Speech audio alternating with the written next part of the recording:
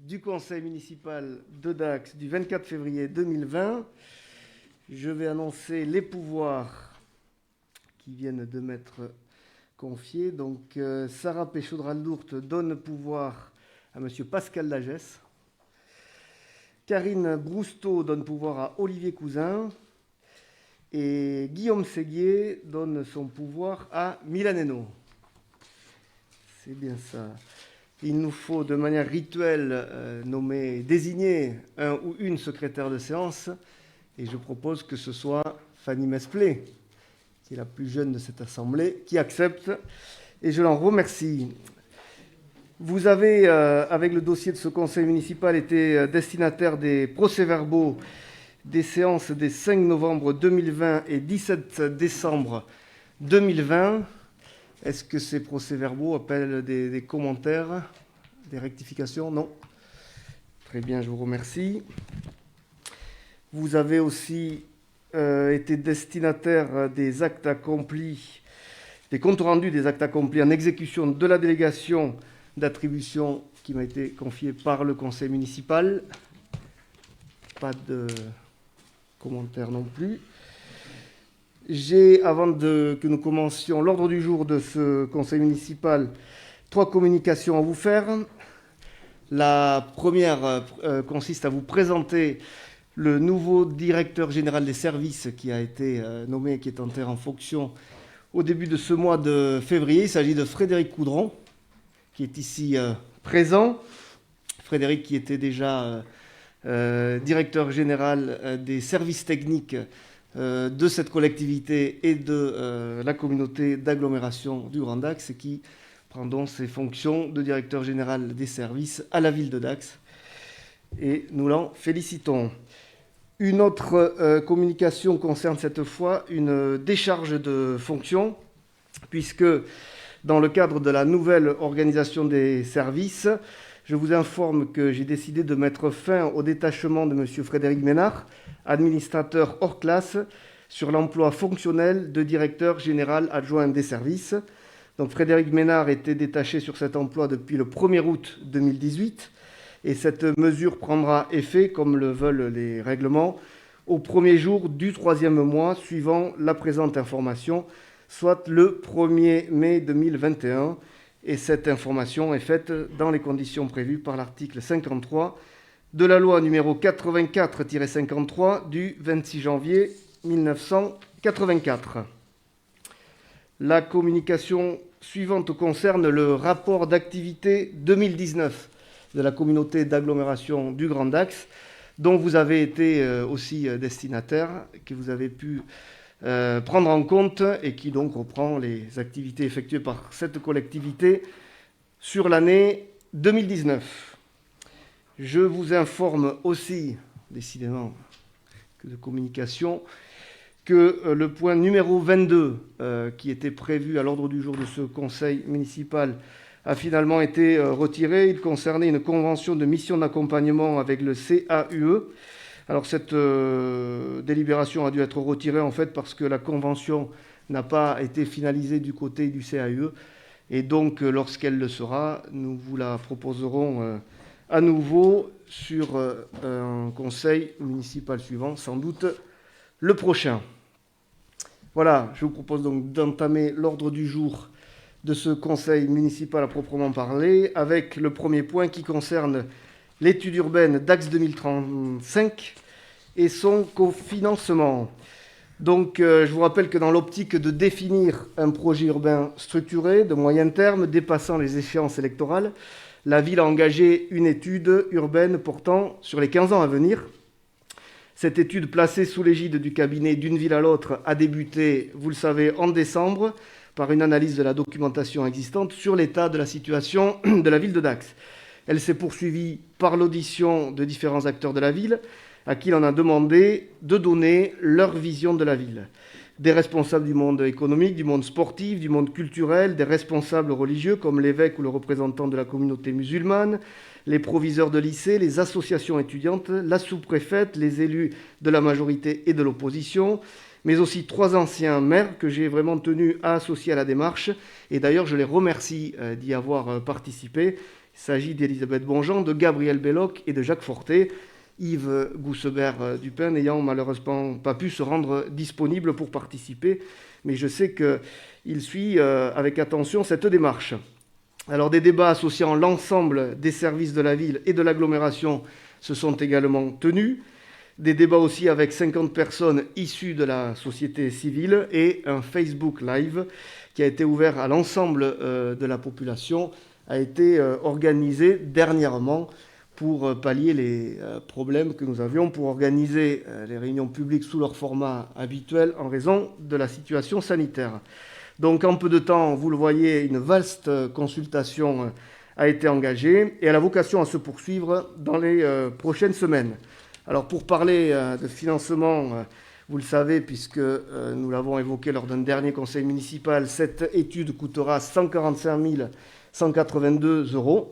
Et afin d'en atténuer le coût pour la commune, nous avons recherché des cofinanceurs. Et j'ai le plaisir ce soir de vous annoncer que nous avons obtenu un cofinancement à un niveau assez exceptionnel, puisqu'il est de 50%, c'est-à-dire 72 591 €. Je tiens donc devant vous tous et en votre nom à remercier la Caisse des dépôts et consignations pour sa participation au service du territoire qu'elle matérialise par ce type d'accompagnement. Donc du coup, vous l'avez compris, le coût de cette étude tombe à 72 591 €. Y a-t-il des observations ou des questions ? Il n'y en a pas. Il nous est donc demandé d'approuver le partenariat entre la ville de Dax et la Caisse des dépôts et consignations pour la réalisation de l'étude urbaine Dax 2035, d'approuver le projet de convention annexé à la délibération et d'autoriser Monsieur le maire à signer la convention ainsi que tout document relatif à ce dossier. Je mets donc aux voix, qui est pour, qui est contre, qui s'abstient, adopté à l'unanimité. Je vous remercie. Le deuxième point concerne le musée de Borda et sa crypte avec l'actualisation du programme de travaux et son plan de financement. Donc ce dossier concerne l'actualisation du projet de sauvegarde, de restauration et de valorisation des vestiges de ce qu'il faut appeler, et je trouve que c'est plus parlant, la basilique civile gallo-romain, inscrit au monument historique par arrêté du 29 mai 1980. Donc vous le savez, ces vestiges représentent un témoignage exceptionnel et unique en Aquitaine des infrastructures politiques et juridiques de l'Antiquité.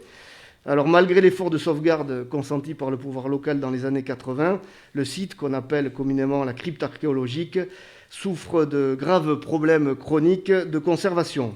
On constate en effet une dégradation accélérée des structures et une décomposition des murs avec l'effondrement de portions et la désagrégation de mortiers. Ces désordres doivent être stoppés et réparés afin que ces vestiges millénaires ne disparaissent carrément. Donc les travaux s'effectueront en 2 étapes sous le contrôle scientifique de la DRAC. Une première tranche sur le bâtiment des années 80, les équipements et l'accès au site. Et puis une deuxième après une période de 6 mois d'interruption des travaux pour stabilisation du climat et observation. Une seconde tranche sera portant donc sur la restauration, la cristallisation des vestiges archéologiques et la mise en place des dispositifs de valorisation. Alors donc, dans le cadre des discussions continues avec les partenaires que nous avons menées en reprenant ce dossier, il est apparu la nécessité d'optimiser la portée du projet en intégrant dès à présent un volet de valorisation qui s'élève à 60 000 €. Cette intégration permet, au-delà de tout ce qu'elle va apporter au site, d'élargir l'assiette subventionnable et de ce fait d'augmenter le montant des aides liées au projet. À toutes fins utiles, je vous rappelle aussi que le volet valorisation concerne en fait la signalétique interne et externe, la scénographie et les outils de médiation pour les publics, permettant d'appréhender le site de façon ludique et pédagogique. Alors, le montant prévisionnel restant à charge s'élève en conséquence à 797 467 € hors taxe, soit 956 960 € TTC. Et le montant des aides prévisionnelles, du coup, avec la nouvelle partie subventionnable, s'élève à 508 874 euros. Le reste à charge pour la ville est donc de 288 593 euros. Il est important aussi de noter que le site étant inscrit au monument historique et rattaché au musée de Borda, labellisé Musée de France, les subventions sont sollicitées pour cette opération à leur taux maximum auprès de l'État, par le biais de la DRAC et de la DSIL, du Conseil régional de Nouvelle-Aquitaine et du Conseil départemental des Landes, au titre des monuments historiques et des musées de France.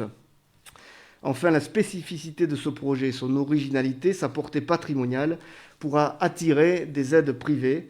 Et à ce titre, la Fondation du patrimoine pourra lancer une campagne d'appel à souscription. Et il sera aussi souhaitable, nous y tenons, de réaliser une campagne d'appel à mécénat auprès notamment d'entreprises susceptibles d'être sensibles à ce projet. Donc vous voyez un redimensionnement qui permet d'améliorer le financement, et notamment la partie subvention, de cette réhabilitation. Y a-t-il des questions ? Il n'y en a pas. Il nous est donc demandé pour être précis,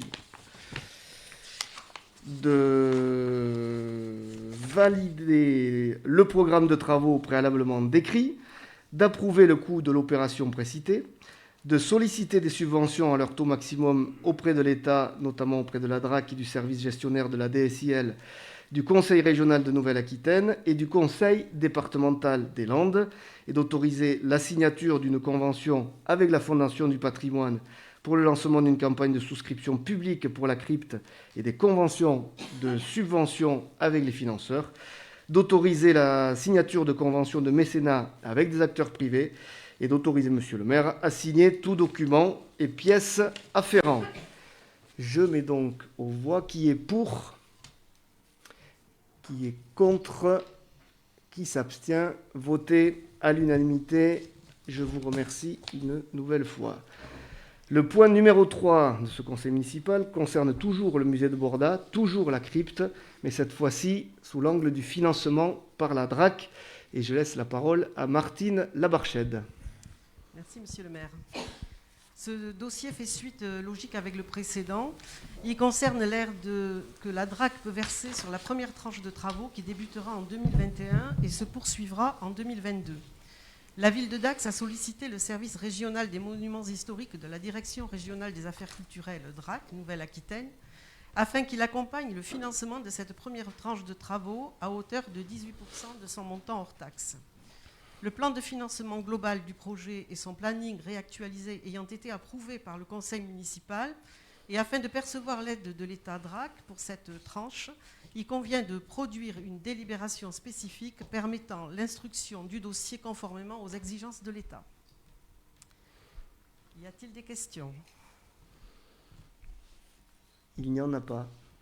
Il est donc demandé au conseil municipal de bien vouloir approuver le projet de travaux de restauration de la crypte archéologique tel qu'il figure dans le document joint, donc vous avez en annexe 1, de solliciter l'aide de l'État, ministère de la Culture, et d'adresser à ces derniers le formulaire de demande de subvention d'investissement joint, toujours en annexe 2, d'approuver le plan de financement prévisionnel proposé par l'État, ministère de la Culture, DRAC Nouvelle-Aquitaine, conservation régionale des monuments historiques, soit donc montant de la dépense subventionnable 670 000 hors taxes, participation de l'État, ministère de la Culture, 18% du montant subventionnable, soit 120 600 euros. Participation de la commune, 683 400 euros, compris TVA, réalisée par l'autofinancement et autres subventions. S'engager à réunir tous les financements nécessaires à l'exécution du projet TTC et à inscrire la totalité de l'opération au budget de la commune, d'en assurer la maîtrise d'ouvrage. Produire l'attestation du préfet de département si le montant total des aides publiques dépasse 80%. Préciser que la commune a la libre disposition du terrain et immeubles concernés et est propriétaire de l'objet mobilier. Et enfin, autoriser monsieur le maire à signer tout document relatif au projet et à transmettre le RIB de la commune à la DRAC Nouvelle-Aquitaine pour le versement de la subvention. Merci. Je mets donc aux voix qui est pour, qui est contre, Qui s'abstient? Voté à l'unanimité. Toujours Martine Labarchède pour une délibération toujours concernant le musée de Borda, mais cette fois-ci sa boutique avec une convention de dépôt-vente. Effectivement. Afin de pouvoir proposer à l'issue de leur visite des produits divers au public, la boutique du musée de Borda met en vente quelques objets dont certains sont directement liés à l'exposition temporaire. Pour l'exposition actuelle, les dessous des sous, prolongés jusqu'au 6 juin 2021 par délibération du conseil municipal, il est notamment proposé des ouvrages. Afin de ne pas constituer de stock et de gérer des invendus, une convention de dépôt-vente est établie entre la ville de Dax et la librairie Campus. Celle-ci prenant fin le 31 décembre 2020, il convient donc d'en établir une nouvelle, reprenant les mêmes modalités, à savoir le versement de la librairie Campus à la ville de Dax de 5% du prix de vente par ouvrage vendu. Cette nouvelle convention prévoit en outre une prolongation possible par avenant dans l'hypothèse d'une nouvelle prolongation de l'exposition. Y a-t-il des questions? Non, il n'y en a pas. Il est donc demandé au conseil municipal d'approuver le projet de convention de dépôt-vente d'ouvrages avec la librairie Campus, d'autoriser monsieur le maire à signer la dite convention et ses éventuels avenants. Merci, je mets aux voix. Qui est pour? Qui est contre? Qui s'abstient? Voté à l'unanimité. On passe maintenant au point numéro 5 avec l'adhésion à la Fondation du patrimoine. Madame Martine de Dieu. Tout à fait, merci monsieur le maire. Donc effectivement, depuis 2010, une convention de partenariat est signée entre la ville de Dax et la Fondation du patrimoine. Cette convention est arrivée à échéance donc le 31 décembre 2020. Donc là, un projet de convention qui durera jusqu'au 31/12/2023 et joint à la délibération. Ce partenariat a pour mission essentielle de promouvoir la sauvegarde et la mise en valeur du patrimoine privé ou public, de susciter et organiser des partenariats publics et privés, donc pour la crypte, comme en a parlé monsieur le maire précédemment, de participer financièrement en octroyant un label permettant une défiscalisation. Donc ce label permet donc aux propriétaires de défiscaliser des travaux de réhabilitation uniquement extérieurs ou structurels. Donc comme par exemple les charpentes, les volets, les travaux de façade. Et effectivement, ce dispositif aussi intervient en complément de l'opération de ravalement de façade qui est portée actuellement par la ville de Dax. Ainsi, donc, un outil complet est proposé aux propriétaires. Donc l'adhésion à cette fondation est de 600 € et permet donc de développer des projets de mécénat populaires ou d'entreprise. Donc les crédits correspondant à l'adhésion seront donc inscrits au budget primitif de la ville de Dax, exercice 2021. Y a-t-il des questions?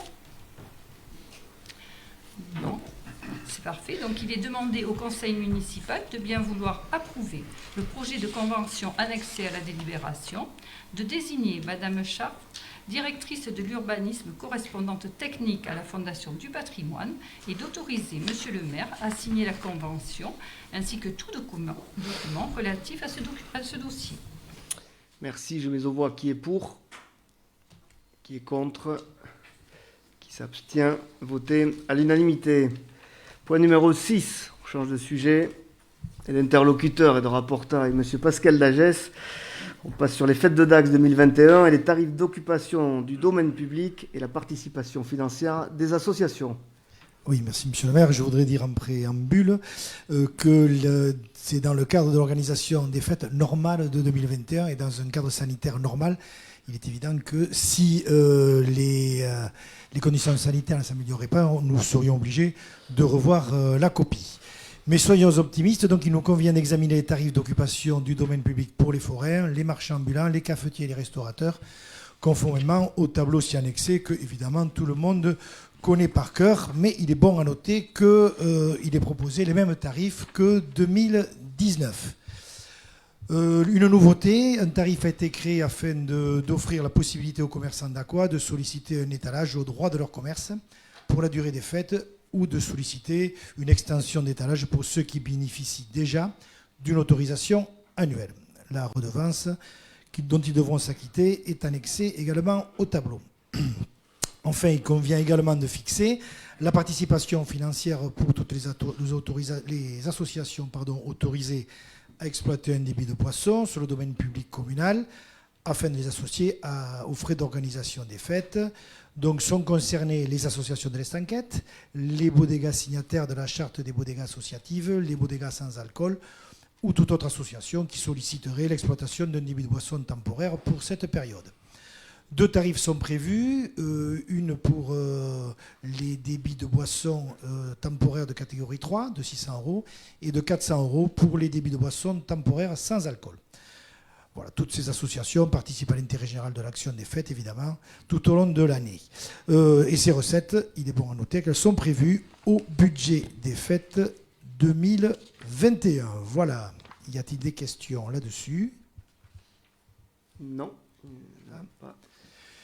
Il est donc demandé au conseil municipal de bien vouloir fixer les tarifs d'occupation du domaine public annexés à l'occasion des fêtes de Dax 2021, de fixer les participations financières des associations autorisées à exploiter un débit de boisson temporaire de catégorie 3 ou un débit de boisson temporaire sans alcool sur le domaine public communal, selon le tableau de juin, et d'autoriser Monsieur le maire à signer tout document se rapportant à ce dossier. Merci. Je mets aux voix qui est pour, qui est contre, qui s'abstient. Voté à l'unanimité. Toujours Monsieur Dagès pour la saison festive et tauromachique 2021 et l'organisation des spectacles. Donc toujours avec les mêmes réserves. D'ailleurs, nous allons en parler dans la délibération. Dans le cadre de cette saison festive 2021, il convient dès à présent de déterminer certains éléments d'organisation. Il conviendra donc pour l'ensemble de la saison festive et tauromachique d'autoriser Monsieur le maire à signer les documents et contrats relatifs à l'organisation générale. Pour l'organisation des spectacles taurins, nous avons les mêmes délibérations que chaque année à voter, sachant que la ville de Dax assure l'engagement des toreros et des novilleros et de leurs quadrillas. À ce sujet-là, donc, le mandataire espagnol de la ville de Dax, domicilié en Espagne, assurera pour le compte de la ville les déclarations et le paiement des charges sociales des toreros, des novilleros espagnols et de leurs quadrillas auprès de la sécurité sociale espagnole. Le montant des charges sociales a été estimé à 70 000 € sur celui qui avait été l'année dernière, étant entendu que le montant de cette dépense est connu à l'issue de la saison tauromachique et la ville paiera au mandataire, sur présentation d'un État, le montant dû pour ses cotisations sociales. Dax devra, comme chaque année, prendre en charge les frais d'hébergement et de restauration de tous les novilleros et de leurs quadrillas, pour les novilladas en picador, s'entend. Donc, ce qui veut dire prendre en charge les frais de transport, d'hébergement et de restauration de toutes les personnes apportant leur concours à l'organisation des spectacles taurins, de verser une somme forfaitaire correspondant à l'ensemble des spectacles taurins de la temporada aux alguazils, 3 100 €, et à la rastre, 4 500 € pour remboursement de leurs frais, sachant que dans l'hypothèse de modification de programme taurin, cette somme sera évidemment réactualisée en proportion des spectacles qui seront donnés. Concernant les frais des mayorales, il est proposé d'une part de prendre en charge leur hébergement et leur restauration, Dax est hospitalier, de convenir d'autre part des modalités suivantes, le versement d'un forfait journalier de 90 € par lot et par mayoral, depuis le jour de l'embarquement des taureaux ou des novillos jusqu'au jour suivant la corrida. Coût auquel il faudra ajouter le 47 € par taureau embarqué, 27 € par novillo, 16 € par novillo, mais pour les novilladas non piqués, et 12 € pour les vaches. Il y aura également le remboursement des frais de transport sur la base de 0,37 € par kilomètre. Dans le cas d'annulation ou de report pour cas de force majeure d'un spectacle taurin, il convient que la ville assume l'ensemble des frais engagés pour son organisation. Il est également précisé que si la tradition taurine veut que le cachet des toreros ne soit pas versé, certaines dépenses, évidemment, comme la rémunération d'une partie de la quadrilla des toreros, alors ça concerne les mossos d'espada, les ayudas, les frais de transport, de restauration et d'hébergement, seront prises en charge par la collectivité si et seulement si, évidemment, la date d'annulation intervient dans un intervalle restreint ayant amené effectivement ces dépenses précitées. Enfin et surtout, je dois dire, dans le contexte actuel de la crise sanitaire de la Covid-19, l'organisateur se réserve le droit de ne pas mettre en œuvre le programme établi par la commission taurine si l'ensemble des conditions de sécurité n'est pas rempli. Ce renoncement ne donnera lieu à aucune indemnité. Cette clause figurera dans les contrats, c'est la nouveauté cette année. Pour les programmes festifs, eh bien, c'est exactement la même chose et de manière identique. S'il y a un problème de crise sanitaire, cette clause figurera dans les contrats et permettra d'annuler ainsi des contrats. Les crédits correspondants, évidemment, sont inscrits au budget primitif des fêtes de la ville de Dax pour 2021. Voilà, y a-t-il des questions? Non, pas de questions. Pas de questions. Donc, il est demandé au conseil municipal de bien vouloir approuver l'organisation des spectacles taurins festifs, tels qu'énoncés ci-dessus, et d'autoriser monsieur le maire à signer le contrat des spectacles taurins et populaires et tout document s'y rapportant. Merci Pascal. Je mets aux voix qui est pour, qui est contre, qui s'abstient, voté à l'unanimité. Alors, Madame Marie-Constance Loubert-Berthelon, maintenant pour la participation 2021 de la ville de Dax aux frais de fonctionnement des écoles privées sous contrat d'association. Merci Monsieur le maire. Par délibération en date du 19 décembre 2019, la contribution forfaitaire versée aux écoles privées pour l'année 2020 était la suivante. 1 344 € par élève en maternelle pour un effectif de 80 élèves d'Aqua scolarisés à l'école maternelle privée Saint-Jacques-de-Compostelle et 564,50 € par élève en élémentaire pour un effectif de 152 élèves d'Aqua scolarisés à l'école élémentaire privée Saint-Jacques-de-Compostelle. Le montant total versé en 2020 s'est élevé à 192 024 €.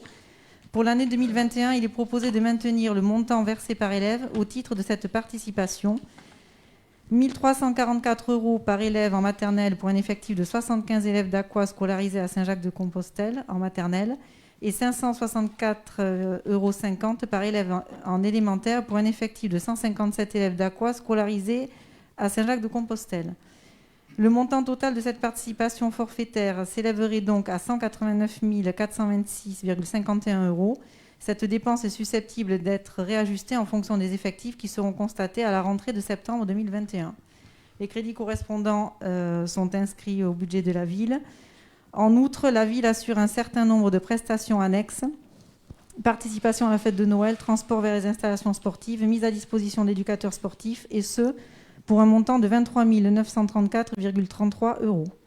Il est donc demandé au conseil municipal de bien vouloir fixer la contribution forfaitaire de la ville au fonctionnement des établissements privés sous contrat d'association pour 2021 à hauteur de 1 344 € par élève d'Aqua en école maternelle et 564,50 € par élève d'Aqua en école élémentaire, et d'autoriser monsieur le maire à signer tout document se rapportant à ce dossier. Merci. Y a-t-il des questions? Non. Je mets aux voix qui est pour, qui est contre, qui s'abstient, voté à l'unanimité. Le point numéro 9 concerne l'organisation de la semaine scolaire avec une demande de dérogation pour la rentrée 2021-2022. Toujours Madame Loubert-Berthelon. Oui, alors la ville de Dax a souhaité consulter les familles et les conseils d'école sur l'organisation des rythmes scolaires. En effet, plusieurs parents ont fait part de leur insatisfaction quant à l'organisation actuelle des rythmes scolaires mis en place depuis 2014. D'autres parents ont également indiqué que ceux qui existaient aujourd'hui étaient parfaitement adaptés à leurs besoins.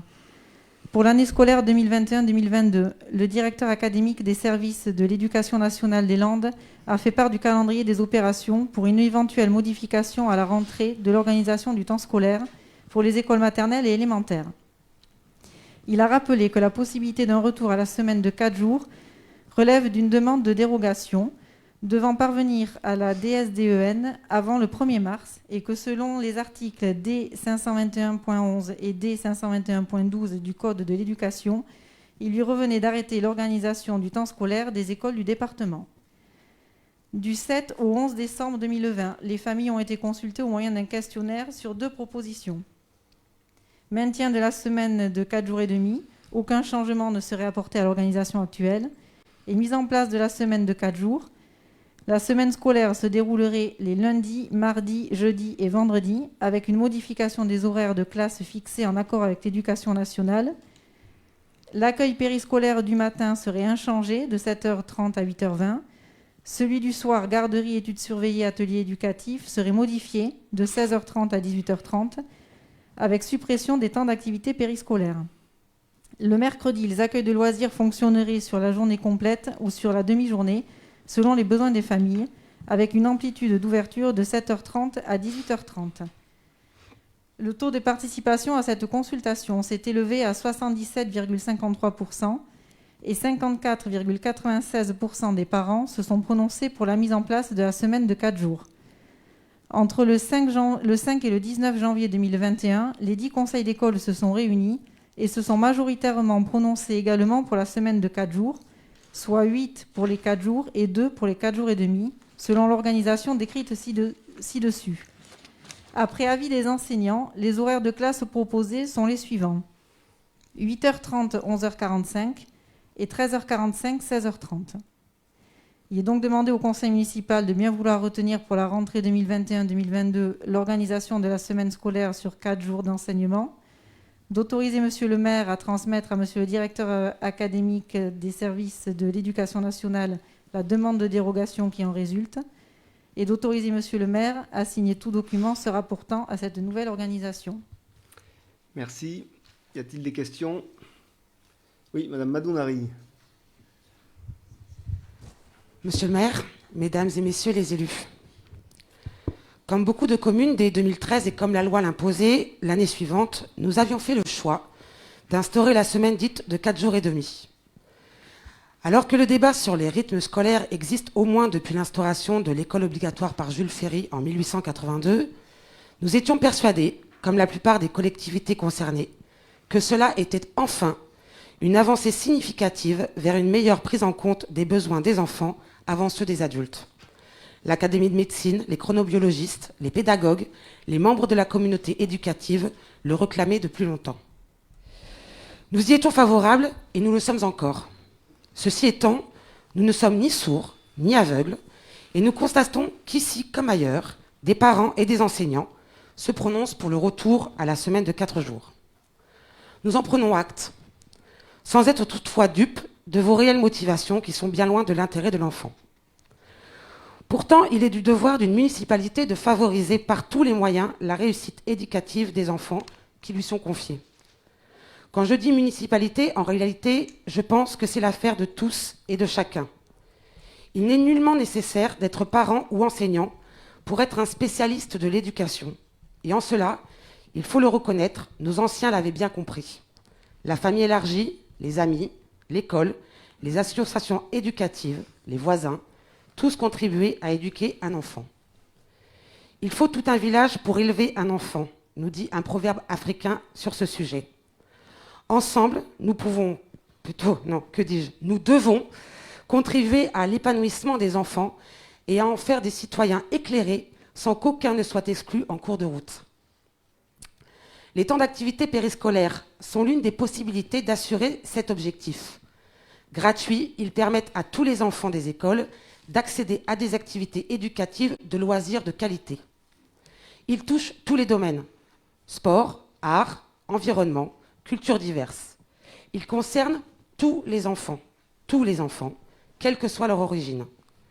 Grâce au TAP, combien de petites dacquoises et petits dacquois ont découvert la course landaise, la pratique d'un instrument de musique ou d'une autre activité culturelle, d'un sport jusqu'alors méconnu. Et qui peut dire si, parmi ces enfants, nous n'avons pas contribué à l'émergence d'un futur talent, d'une internationale de rugby, d'un danseur étoile? Et que dire de l'apprentissage primordial pour cette tranche d'âge du vivre ensemble? Ce vivre ensemble dont nous mesurons enfin, depuis des mois, l'impérieuse nécessité humaine. L'État peut favoriser également des relations susceptibles d'influencer les attitudes et comportements des enfants collectifs, permettant le développement des compétences dont certaines sont totalement complémentaires à la classe. Et donc, à la prochaine rentrée scolaire, retour à la case départ. Chers parents, si vous souhaitez une activité éducative pour votre enfant, alors payez. Quel dommage quand on souhaite la réussite éducative pour tous. Alors où nombre d'autres communes cherchent par tous les moyens à rejoindre ceux que l'on ne voit pas, parce que littéralement coupés de la société, parce que ne mesurant pas les enjeux de telles activités, parce que s'interdisant de venir, pensant qu'ils n'y ont pas le droit, à l'heure où nombre d'autres communes ont à cœur de contribuer au développement de la curiosité intellectuelle de l'enfant, alors que la crise sanitaire et sociale que nous traversons nous oblige, je dis bien nous oblige, à veiller à ce que tous les jeunes aient la possibilité de réussir à l'école et de développer les compétences qui leur permettront de contribuer à la société de demain, vous décidez d'exclure celles et ceux qui en ont bien compris tout l'intérêt, mais qui n'ont pas les moyens d'y accéder. Vous les connaissez. Ils font également partie des 50% des parents que vous avez consultés pour qu'ils vous donnent, comme vous le dites, leurs sentiments. Était-il raisonnable, à l'heure où certaines familles traversent, à cause de cette crise sans précédent, des épreuves comme le chômage partiel, la perte d'un emploi, la maladie, de choisir de précipiter votre décision? La rentrée 2021-2022 devrait être celle de l'accompagnement et du soutien aux familles, et non celle de faire porter aux familles un coût supplémentaire dans leur budget, déjà lourdement touché par les conséquences de cette pandémie. La rentrée 2021-2022 ne doit pas être celle où des animateurs risquent de perdre leur emploi. Enfin, la rentrée 2021-2022 devrait être, plus que jamais, celle qui favorise l'égalité des chances. Certaines questions doivent donc être posées et les réponses devront également être apportées aux parents d'élèves. Quel sera le contenu exact des activités payantes? Quels en seront les tarifs? Qu'allez-vous proposer pour garantir l'égalité des chances des enfants qui vous sont confiés? Que va devenir le personnel formé, recruté, ou dont le service avait été augmenté pour participer à l'animation d'étapes? Combien d'emplois équivalents temps plein ou temps partiel seront supprimés? Avez-vous prévu une évaluation de cette organisation dérogatoire?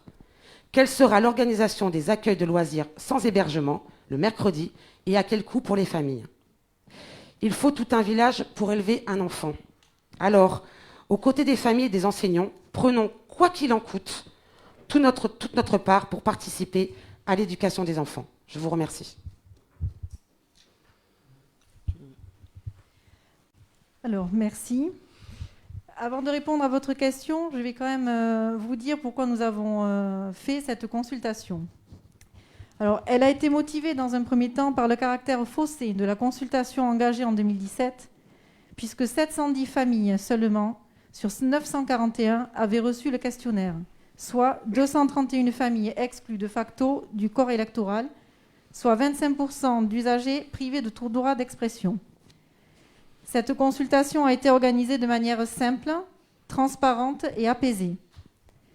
Simple, car la question posée l'était. Transparente, avec un courrier explicatif qui a été adressé à tous les parents, non pas par mail, mais par le cartable des enfants. Apaisée, car la municipalité n'a pas souhaité influencer cette consultation en se livrant à une quelconque campagne auprès des électeurs. Peut-être a-t-on là l'explication de la réussite de cette consultation, puisque 77,5% des parents, je vous le répète, ont décidé de se prononcer contre 49% en 2017. Certains regrettent cet engouement ainsi que le recours à l'expression de vote des Dacquois. Certains ont des problèmes avec la démocratie. Nous nous en félicitons. Enfin, une majorité est intervenue en faveur de la semaine de 4 jours, 55%. La réforme mise en place dans l'improvisation la plus totale en 2013, Dax a été une des seules communes à instaurer cette réforme dès la première année, de manière autoritaire, n'a pas convaincu les parents. Concernant l'intérêt des enfants, vous tombez dans le même travers que le gouvernement socialiste de l'époque qui a imposé cette réforme. Vous savez mieux que quiconque ce qui est bon pour l'enfant. Vous le savez mieux que les enseignants qui, à Dax, étaient hostiles. Vous le savez mieux que les familles qui élèvent leurs propres enfants et qui veulent l'abandon des 4 jours et demi. Vous le savez mieux que toutes les communes. Seules, je vous le dis, 15% d'entre elles plébiscitent l'organisation actuelle. Donc 85% des communes sont déjà repassées à 4 jours. Nous avons donc respecté le choix des Dacquois. Nous ne bafouons pas la démocratie. Concernant l'étape, vous parlez de réussite éducative, certes, nous sommes d'accord, et il n'y aura plus l'étape. Les collectivités recevaient des subventions de l'État quand elles restaient à 4 jours et demi. Revenant à 4 jours, nous n'en bénéficierons plus. Les parents ont réalisé le choix de la semaine de 4 jours, en toute connaissance de cause. Quant à l'impact que cela aurait sur l'étape, ils ont choisi et nous devons respecter ce choix. De plus, sur le temps scolaire, tous les enfants bénéficient, et surtout en élémentaire, de l'offre culturelle de la ville de Dax. Et ces activités ont en plus été maintenues et préservées malgré la crise sanitaire que nous connaissons. Cette semaine, par exemple, à Simone Veil, il y avait du théâtre, Voler prend deux ailes, et ce sont des activités gratuites, et ces activités seront maintenues. Alors, je pense que nous n'avons aucune leçon à recevoir de votre part en matière éducative. Oui. Madame l'adjointe, vous avez décidé de politiser le sujet. Nous parlons de l'intérêt de l'enfant. Chacun appréciera. Nous n'avons pas non plus de leçons à recevoir concernant la consultation, que vous appelez consultation, mais que nous appelons un sondage en ce qui vous concerne. Seuls 50% des parents ont été interrogés, puisque un seul parent par famille a pu se prononcer sur le rythme à 4 jours ou 4 jours et demi. Ne nous donnez pas de leçons, et cela suffit de faire croire que la consultation qui avait été faite par nous-mêmes était biaisée, malhonnête. Nous avons fait une consultation juste, respectueuse et honnête. Vous avez fait votre sondage, dont acte. En ce qui concerne le problème de l'accès à la culture, excusez-moi, c'est pas nouveau. Hein. Il y a toujours eu des activités culturelles dans les écoles, sauf que le théâtre, c'est pas tous les jours. La compagnie de théâtre qui est venue à l'école Simone Veil, elle ne reviendra pas tous les jours. Nous vous parlons de TAP, de temps d'activité périscolaire, qui se déroule tous les jours pour tous les enfants, pas seulement pour une école, pour tous les enfants. Donc cessez de nous donner des leçons. Nous vous avons expliqué que nous étions favorables au maintien des temps d'activité périscolaire et nous vous avons expliqué pourquoi. Quant à nous faire passer pour des malhonnêtes, dans la façon dont nous avons consulté, cela devient très pénible. Très pénible. Je ne vous fais pas passer pour des malhonnêtes, mais vous donnez votre avis. Nous écoutons les DACOA et les conseils d'école, c'est tout. C'est ce que nous avions fait. Certainement pas. Si, c'est ce que nous avions fait. Vous ne me répondez pas, en tout cas. Vous avez consulté qu'un parent sur deux. Non, mais écoutez, on a consulté les parents qui ont des enfants et ils ont répondu pour leur enfant. C'est le principe. Donc, on peut tourner en rond comme ça. Effectivement, la participation, vous ne pouvez pas le nier, elle est bien supérieure à ce qui a été fait. Sur ce sujet, pour conclure, parce que Marie-Constance vous a très bien répondu, il faut se garder très franchement d'être dogmatique. Il n'y a aucune certitude sur le bien-être de l'enfant, selon qu'on se positionne sur 4 jours ou 4 jours et demi. Il y a des études diverses et variées qui étayent chacune des thèses. Il faut être donc pragmatique. Ce débat n'était pas tranché par la consultation que vous avez lancée et qui avait une participation insuffisante. Avec vos envolées lyriques, vous semblez dire que grâce aux 4 jours et demi, on aurait connu une réussite scolaire qui aurait explosé dans ce pays. Hélas, on peut tous le déplorer, ce n'est pas le cas. Donc ça n'était pas la réponse de ce point de vue-là qui était satisfaisante. Et là où je voudrais revenir sur vos propos, parce que je ne peux pas les laisser passer, il n'y aurait pas d'un côté des gens comme vous qui sont sensibles à l'intérêt de l'enfant et d'autres qui n'y sont pas. Nous, ce qui nous a guidés, c'est de trouver une solution à ce débat qui n'était pas tranché. Quand vous dites que nous ne serions pas intéressés par le bien-être de l'enfant, vous le dites à notre rencontre, et ça c'est le débat politique et votre posture qui le veut, mais je ne peux pas vous laisser le dire pour les parents qui se sont prononcés pour cette décision et pour les 8 conseils d'école sur 10 qui se sont prononcés aussi pour cette décision, et je crois qu'ils seront heureux ce soir d'entendre vos propos. Et puis enfin, pratiquement 90% des communes qui repassent à ce mode dérogatoire, ça n'est pas neutre. Ouvrez les yeux, regardez à l'extérieur, voyez que le monde bouge, voyez que les positions dogmatiques ne sont pas satisfaisantes sur ce sujet.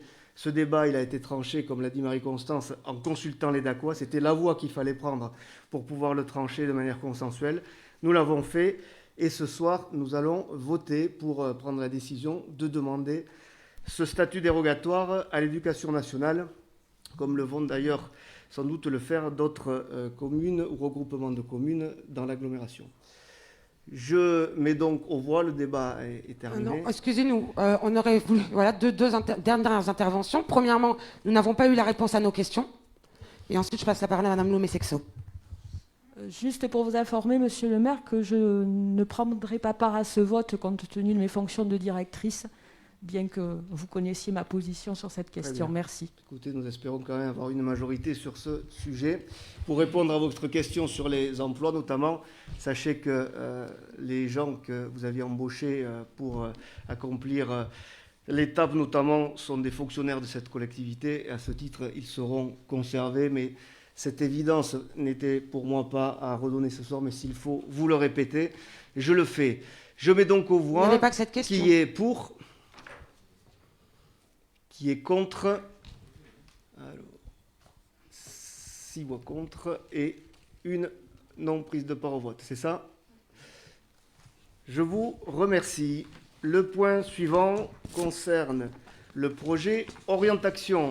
Et je laisse la parole à M. Vincent Morat. Merci, Monsieur le maire. Dans le cadre de ces missions, le pôle information jeunesse, labellisé depuis le 10 mars 2019, a pour mission de développer l'accès à l'information pour les jeunes au travers de nombreuses thématiques, dont l'orientation scolaire. Suite au contact avec les divers partenaires du domaine de l'éducation nationale, prenant en compte les demandes des jeunes, le pôle information jeunesse a mis en place à la rentrée 2020 un projet sur la thématique de l'orientation. Ce projet, en direction d'un public de collégiens et de lycéens, a pour but notamment de créer des vidéos présentées soit une filière d'enseignement par les étudiants eux-mêmes, soit une entreprise dans un secteur porteur et innovant. Pour assurer le lien entre les entreprises, un partenariat très noué avec le réseau Crépi Pyrénées, qui représente les clubs régionaux d'entreprises partenaires de l'insertion. Le budget prévisionnel de cette opération, présenté comme suit, s'élève à 6 850 €, avec l'estimation du personnel et des locaux répartis sur les budgets 2020 et 2021.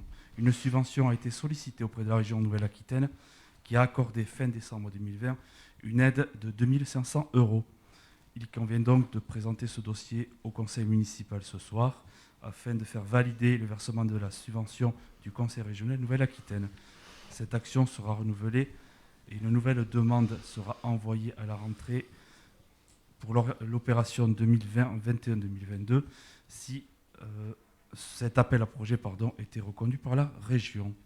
Y a-t-il des questions ou observations? Non, il n'y a pas de questions. Bien, donc il est demandé au conseil municipal de bien vouloir approuver l'attribution de la subvention du conseil régional Nouvelle-Aquitaine pour l'opération orientation d'un montant de 2 500 € et d'autoriser monsieur le maire à signer tous les documents relatifs à ce dossier. Merci. Je mets aux voix qui est pour, qui est contre, qui s'abstient. Voté à l'unanimité. Merci.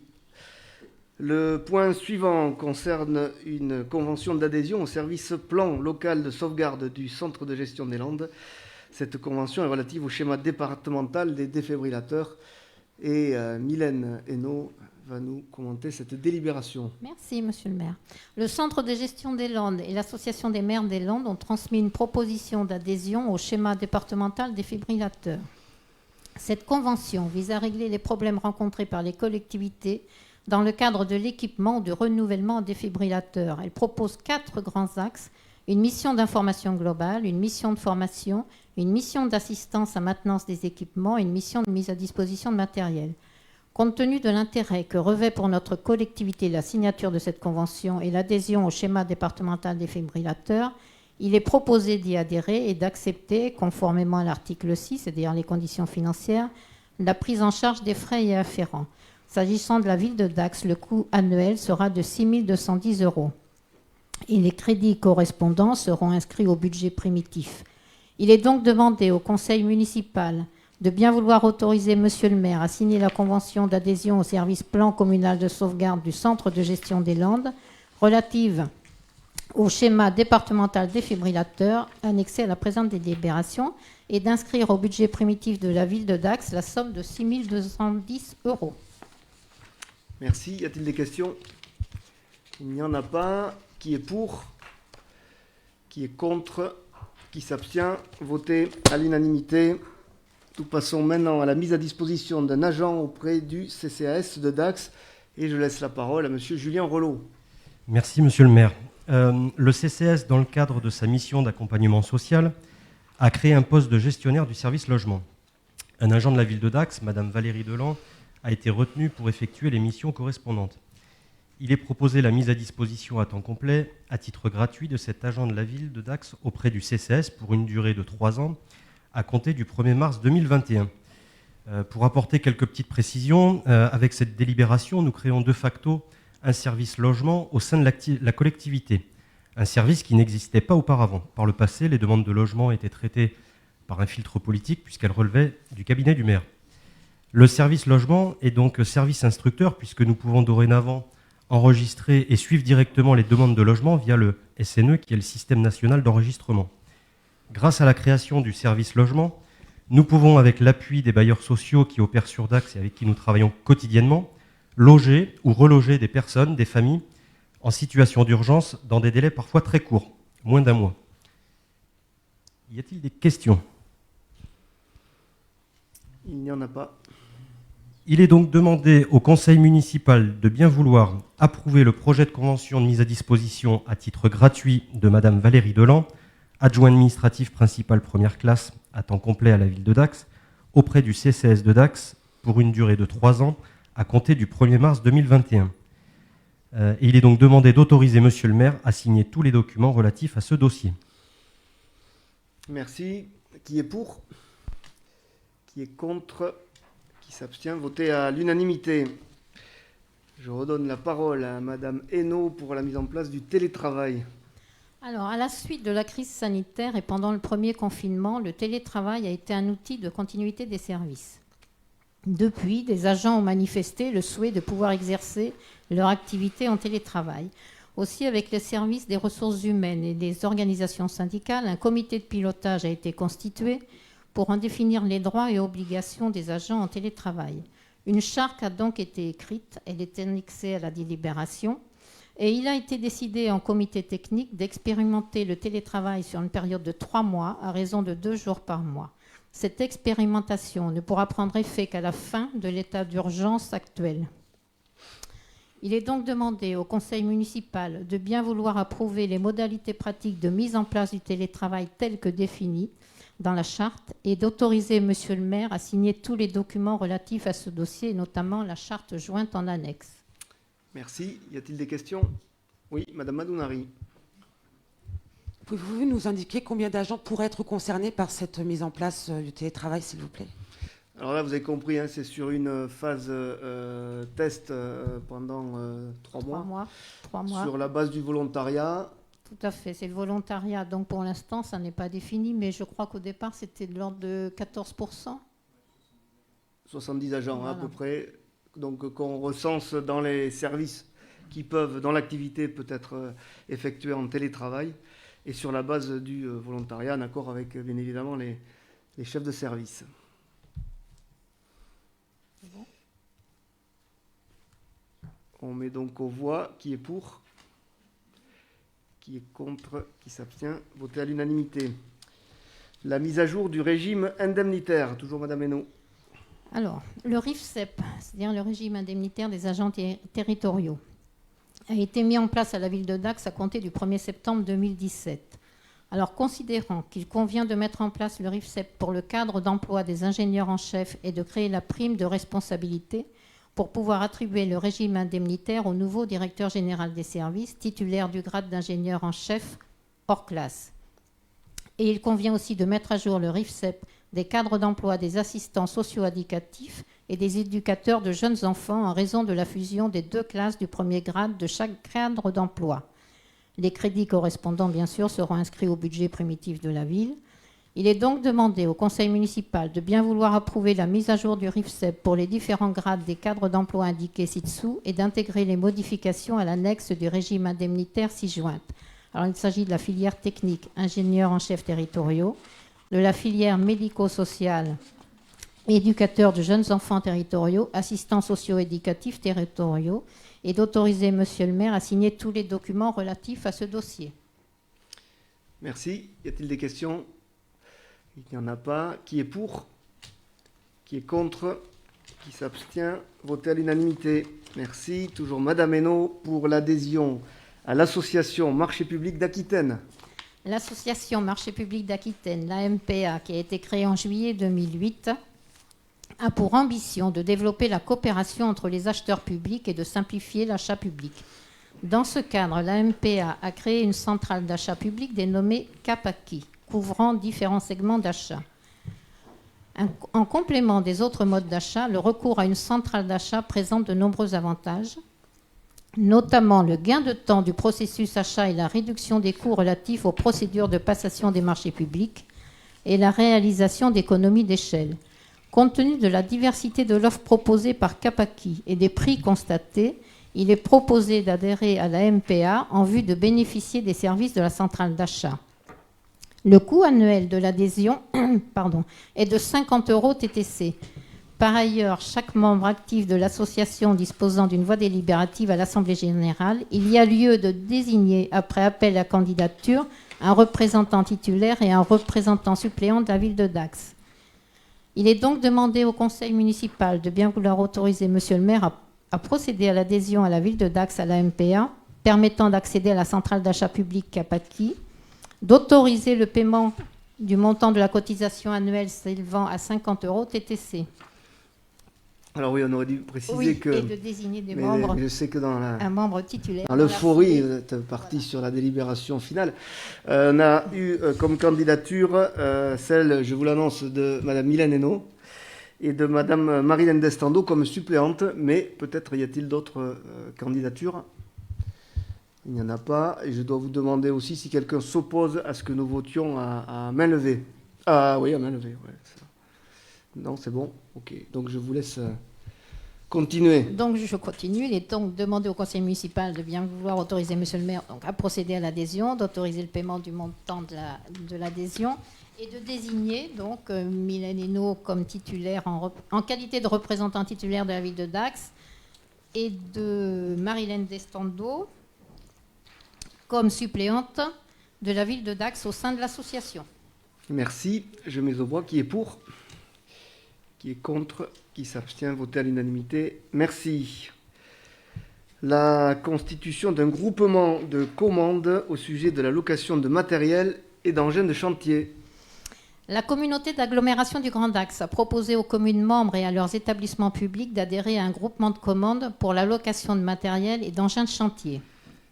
Compte tenu des besoins de la ville de Dax et de l'intérêt de mutualiser les achats, c'est-à-dire optimisation des prix et rationalisation des procédures d'achat notamment, il est proposé aux membres du conseil municipal d'adhérer à ce groupement de commandes dont les modalités de fonctionnement sont décrites dans la convention.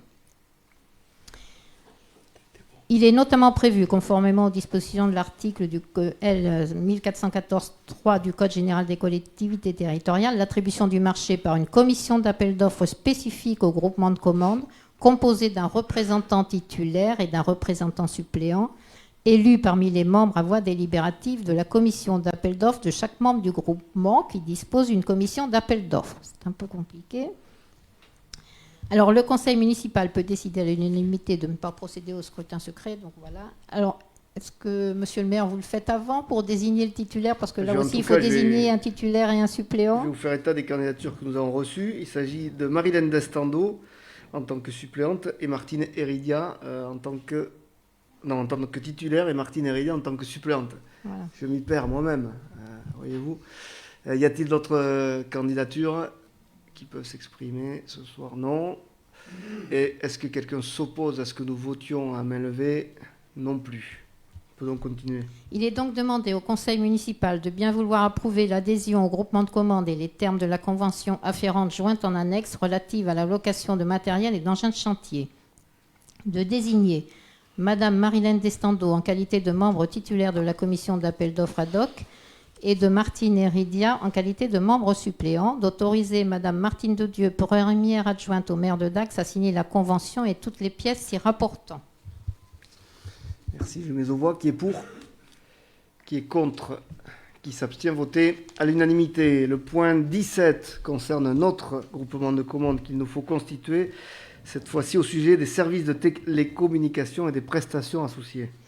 C'est la même chose. C'est la communauté d'agglomération du Grand Dax qui a proposé aux communes membres et à leurs établissements publics de renouveler, là c'est un renouvellement, le groupement de commandes pour l'achat de services de télécommunication et prestations associées. Compte tenu des besoins de la ville de Dax et de l'intérêt de mutualiser les achats, Il est proposé aux membres du conseil municipal d'adhérer à ce groupement de commandes dont les modalités de fonctionnement sont décrites dans la convention. Alors, là aussi, on doit désigner un titulaire et une suppléante. Donc là, nous avions les candidatures de Marilène Destando en tant que titulaire et Martine Heridia en tant que suppléante. Y a-t-il d'autres candidatures? Non plus. Est-ce que quelqu'un s'oppose à ce que nous votions à main levée? Non plus. Donc on peut continuer. Il est donc demandé au conseil municipal de bien vouloir approuver l'adhésion au groupement de commandes et les termes de la convention afférente jointe en annexe relatif à l'achat de services de télécommunications et de prestations associées. De désigner donc Madame Marilène Destando en qualité de membre titulaire de la commission d'appel d'offres ad hoc et de Madame Martine Heridia en qualité de membre suppléant. D'autoriser Madame Martine Dedieu, première adjointe au maire de Dax, à signer la convention et toutes les pièces se rapportant à ce dossier. Merci, je mets aux voix. Qui est pour? Qui est contre? Qui s'abstient? Voté à l'unanimité. Notre groupement de commandes qui concerne celui-ci, l'achat de vêtements et d'accessoires de travail et de sécurité. Même propos. La communauté d'agglomération du Grand Dax a proposé aux communes membres et à leurs établissements publics d'adhérer à un groupement de commandes pour l'achat de vêtements et accessoires de travail et sécurité. Compte tenu des besoins de la ville de Dax et de l'intérêt de mutualiser les achats, optimisation des prix et rationalisation des procédures d'achat, il est proposé aux membres du conseil municipal d'adhérer à ce groupement de commandes dont les modalités de fonctionnement sont décrites dans la convention ci-jointe. Là aussi, il y a lieu de désigner un membre titulaire, un membre suppléant, qui pourrait être, puisqu'elles ont été candidates, Marilène Destando en tant que titulaire et Martine Heridia en tant que suppléante. Volonté de siéger dans ces commissions de leur part. Y a-t-il d'autres candidatures? Non. Quelqu'un s'oppose à ce que nous votions main levée? Non plus. Il est donc demandé au conseil municipal de bien vouloir approuver l'adhésion au groupement de commandes et les termes de la convention afférente jointe en annexe relatif à l'achat de vêtements et accessoires de travail et de sécurité, de désigner Madame Marilène Destando en qualité de membre titulaire de la commission d'appel d'offres ad hoc et Madame Martine Heridia en qualité de membre suppléant, d'autoriser Madame Martine Dedieu, première adjointe au maire de Dax, à signer la convention et toutes les pièces y rapportant. Merci, je mets aux voix. Qui est pour? Qui est contre? Qui s'abstient? Voté à l'unanimité. On passe maintenant à la mise à disposition d'agents municipaux pompiers volontaires auprès du SDIS et la convention 2021 s'y rapportant. La ville de Dax souhaite encourager l'exercice du volontariat sapeur-pompier parmi son personnel. Pour favoriser le développement du volontariat, le service départemental d'incendie et de secours applique un mécanisme de décote sur les contributions communales quand des agents communaux, municipaux, sont sapeurs-pompiers volontaires et à la condition qu'ils soient libérés sur leur temps de travail. Pour la ville de Dax, un agent est concerné. Par conséquent, la contribution au SDIS sera réduite de 664,80 €. La contribution au SDIS pour l'année 2021, décote comprise, sera ainsi de 772 253,19 €. Une convention a été rédigée pour finaliser les engagements réciproques des deux parties. Il est donc demandé au conseil municipal de bien vouloir approuver le projet de convention avec le SDIS relative à la mise à disposition d'un agent municipal sapeur-pompier volontaire pour l'année 2021 et d'autoriser Monsieur le maire à signer la dite convention ainsi que tout document se rapportant à cette délibération. Merci. Y a-t-il des questions? Qui est pour? Qui est contre? Qui s'abstient? Voté à l'unanimité. Merci, Madame Hainaut. Nous allons passer maintenant au point numéro 20 qui concerne le débat d'orientation budgétaire 2021. Donc vous le savez, la loi nous demande avant de passer au vote du budget de la ville de mener un débat sur les orientations budgétaires. Donc les orientations budgétaires sont l'occasion de présenter l'évolution de l'environnement économique et réglementaire. Donc je vous précise que donc, vous avez reçu bien évidemment le dossier de ce débat d'orientation budgétaire et qu'une synthèse, celle qui est présentée ce soir, vous est projeté sur les différents écrans qui sont mis à disposition.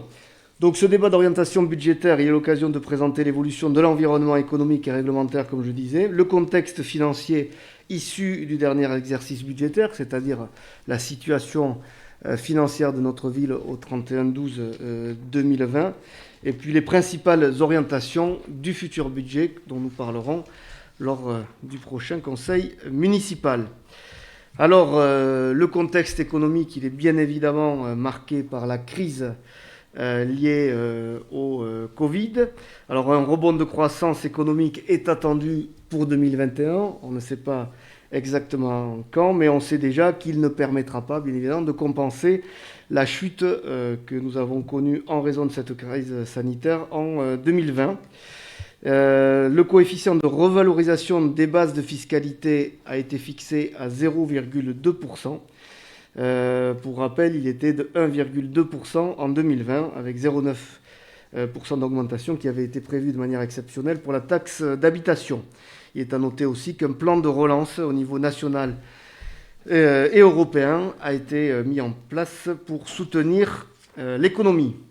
Alors, un élément important de ce contexte qui, pour le coup, nous est imposé, c'est la loi de finances pour 2021 qui a été votée au Parlement. Ce qu'on peut noter d'important concernant cette loi de finances, c'est que les dotations de l'État seront stables au niveau national. Les aides à l'investissement local seront maintenues. La clause de sauvegarde des recettes fiscales des collectivités dans le cadre de la crise Covid sera elle aussi maintenue. Et la suppression de la taxe d'habitation qui était prévue pour les collectivités et la baisse de la fiscalité des entreprises, c'est-à-dire la CVAE, la CFE et la taxe foncière, seront, elles, entreront en application. Pour ce qui concerne plus précisément maintenant notre ville, la situation financière à fin 2020 donc, marque une épargne qui reste dégradée, comme vous le voyez sur le graphique qui vous est projeté. Elle reste dégradée malgré des dépenses de fonctionnement qui sont en baisse de 3,4%, hors dépenses exceptionnelles. Cette baisse des dépenses a été opérée sous l'effet de la crise Covid qui a eu quelques conséquences de ce point de vue-là, et surtout sur les mesures d'économie qui ont d'ores et déjà été mises en œuvre dans la deuxième partie de l'exercice 2020, et des recettes de fonctionnement en raison de la crise que j'évoquais aussi, des recettes qui sont en baisse de 2% donc sur l'exercice 2020. Pour 2020, en raison du contexte aussi, les dépenses d'investissement ont été en diminution. Par exemple, les dépenses d'équipement s'élèvent à 7,1 millions d'euros en 2020. Un endettement qui, du coup, reste stable à 49,6 millions d'euros.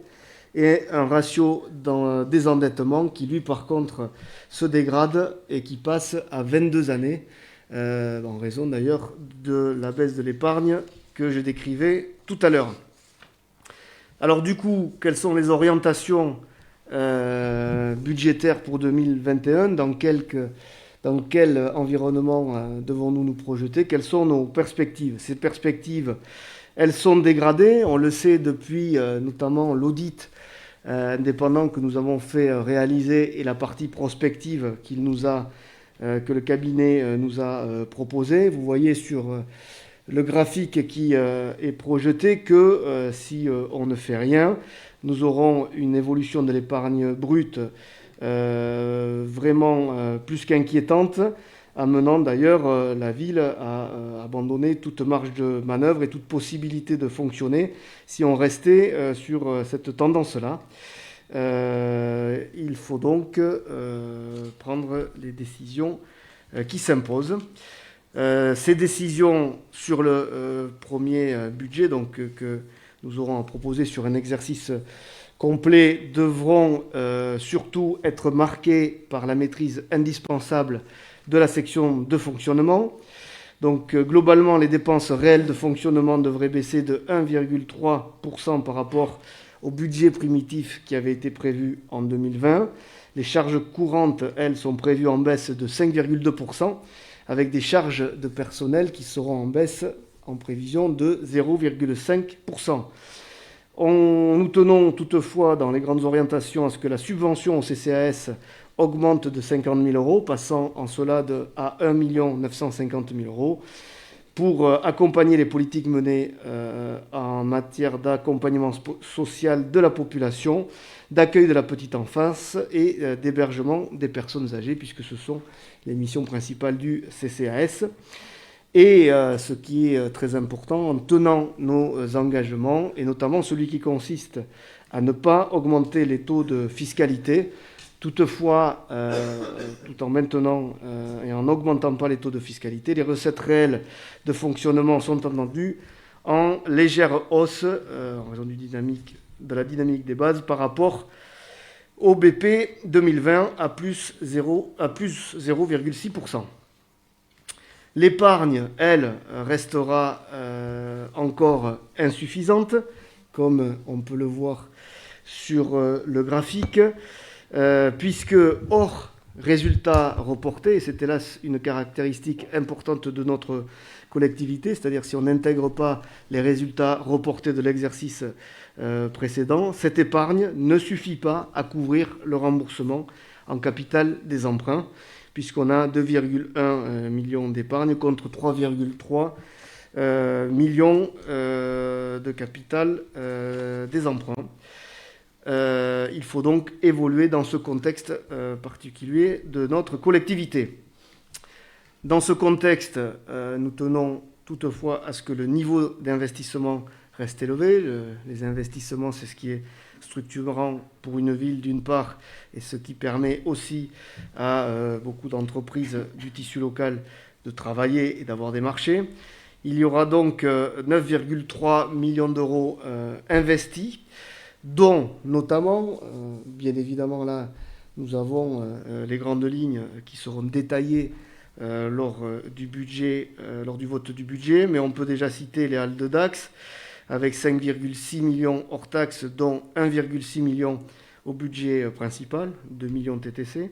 La bibliothèque municipale, qui en a bien besoin, avec 0,6 millions d'euros qui seront investis en 2021 sur un total de 1,2 million sur 2 ans.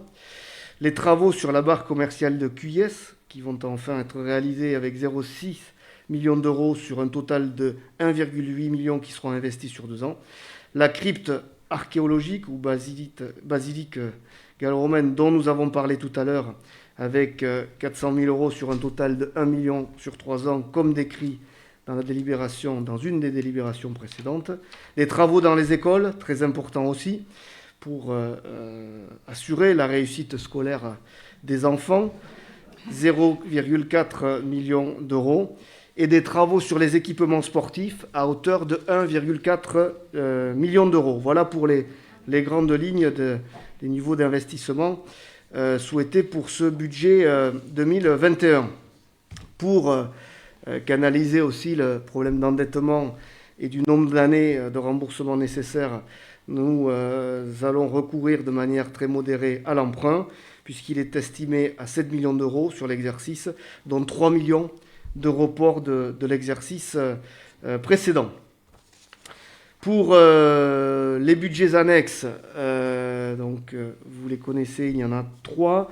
Le budget annexe des fêtes, écoutez, dans les grandes orientations, on repart sur ce qu'il était jusque-là, avec, comme le précisait Pascal Dagès, l'incertitude sur le diamètre, le volume, le périmètre de ces fêtes. Et donc ce budget-là sera réajusté en fonction des hypothèses qu'il faudra éventuellement prendre en fonction du contexte qui nous sera imposé. Le budget annexe des activités assujetties à la TVA, il s'équilibre en fonctionnement par ses propres ressources et il couvre aussi le remboursement des emprunts. Au niveau de l'investissement, il prévoira en 2021 les crédits relatifs à l'opération de réhabilitation des halles et la partie parking souterrain qui est étroitement lié au projet à hauteur de 2,4 millions d'euros hors taxes. Sur le budget annexe du stationnement, enfin, En investissement, le budget prévoira la poursuite des travaux d'aménagement urbain des Halles et la rénovation de son parking souterrain, ce que je disais tout à l'heure, puisque sur les activités assujetties à la TVA, c'est le projet des Halles lui-même qui était concerné. Et le montant des travaux inscrits au budget primitif sera, de ce point de vue-là, pour le stationnement, de 1,6 million d'euros hors taxe. Donc là, cette fois-ci, pour le fameux parking souterrain. Donc s'il y avait 4 grands axes à retenir sur ces orientations budgétaires 2021, on pourrait retenir la maîtrise des dépenses de fonctionnement pour faire face à la situation financière dégradée de la ville et aux conséquences de la crise sanitaire qui est en train d'être une crise aussi économique, préserver le contribuable par un maintien des taux de fiscalité de la commune, investir dans le patrimoine de la ville qui a été délaissé depuis de nombreuses années et créer les conditions permettant de réaliser le programme du mandat, c'est-à-dire permettre de commencer à dégager les marges de manœuvre qui nous permettront de réaliser le programme pour lequel les Dacois nous ont élus. Voilà, donc c'est un débat. J'ouvre donc maintenant la possibilité de donner des observations, des questions sur ce débat d'orientation et ce rapport d'orientation budgétaire. Madame Verdière-Bargaoui. Il y aura donc débat. Monsieur le maire, chers collègues, au nom du groupe municipal d'Axe en commun, je souhaite présenter nos observations de façon réaliste et objective. Ce débat d'orientation budgétaire intervient au terme de l'année 2020, marqué par le renouvellement du conseil municipal, la précédente équipe ayant eu à gérer les 6 premiers mois de l'année et la vôtre les 6 derniers. Après avoir voté tardivement le budget primitif, eu les circonstances exceptionnelles que chacun connaît.